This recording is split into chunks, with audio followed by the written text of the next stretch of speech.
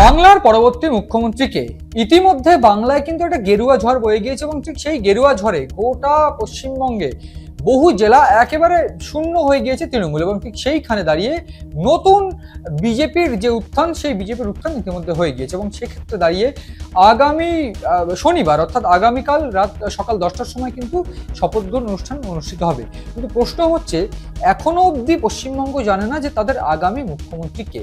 কিন্তু প্রশ্ন এই আগামী মুখ্যমন্ত্রী কে, এই প্রশ্নের যে লিস্ট তৈরি হচ্ছে সেখানে কিন্তু এগিয়ে রয়েছেন শুভেন্দু অধিকারী, যেটা উত্তর এখন অবধি খুঁজে পাওয়া যাচ্ছে বা তথ্য মারফত যেটা আমরা জানতে পারছি যে বিভিন্নভাবে এই শুভেন্দু অধিকারী কিন্তু এগিয়ে রয়েছেন, কারণ ইতিমধ্যে তিনি প্রাক্তন মুখ্যমন্ত্রী মমতা বন্দ্যোপাধ্যায়কে 2বার হারিয়েছেন, একেবারে গত 2021 সালে 1956 ভোটে এবং এরপর প্রায় 15,114 ভোটে অর্থাৎ ভবানীপুরে।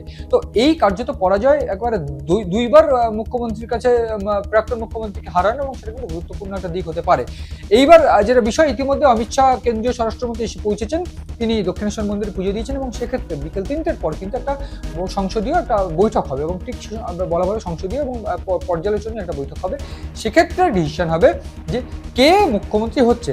প্রাথমিকভাবে বলে রাখা ভালো যে মুখ্যমন্ত্রীর নাম বা মুখ্যমন্ত্রীর মুখ কিন্তু আজই ঠিক হয়ে যেতে পারে এবং সেক্ষেত্রে ইতিমধ্যে মোহন মাঝি, যিনি কিনা কেন্দ্রীয় অবজারভার, যাকে বলা ভালো যে এই গোটা বিধানসভার মুখ অর্থাৎ মুখ্যমন্ত্রী কে হবে, সেই মুখ্যমন্ত্রী কি হবে তার যে সিলেকশন, সেই সিলেকশনের যে কমিটি অর্থাৎ সেই কমিটিতে কিন্তু দুইজন রয়েছেন, অর্থাৎ এই কেন্দ্রীয় স্বরাষ্ট্রমন্ত্রী অমিত শাহ এবং উড়িষ্যার মুখ্যমন্ত্রী মোহন কুমার মাঝি, এবং সেক্ষেত্রে এই দুইজনই কিন্তু ঠিক করবেন যে কে আগামী মুখ্যমন্ত্রী হচ্ছে।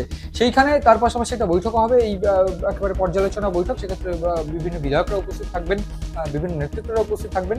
সেই বৈঠকের উপস্থিতি কিন্তু কার্যত ঠিক হয়ে যাবে যে কে মুখ্যমন্ত্রী হচ্ছে।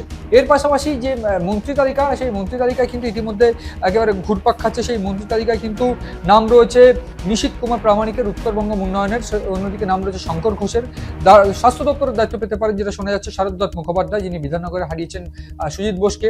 অন্যদিকে অর্থ বা শিক্ষা দপ্তরের মতো গুরুত্বপূর্ণ দপ্তর সামলাতে হতে পারে স্বপন দাশগুপ্তকে, অত্যন্ত প্রবীণ নেতা, গুরুত্বপূর্ণ নেতা, তাত্ত্বিক সাংবাদিক। এবং অন্যদিকে মহিলা ও শিশু কল্যাণ দপ্তর পেতে পারেন অগ্নিমিত্রা পাল, তার নাম কিন্তু ইতিমধ্যে মুখ্যমন্ত্রী হতে পারেন, সেই একটা তালিকাতেও রয়েছে।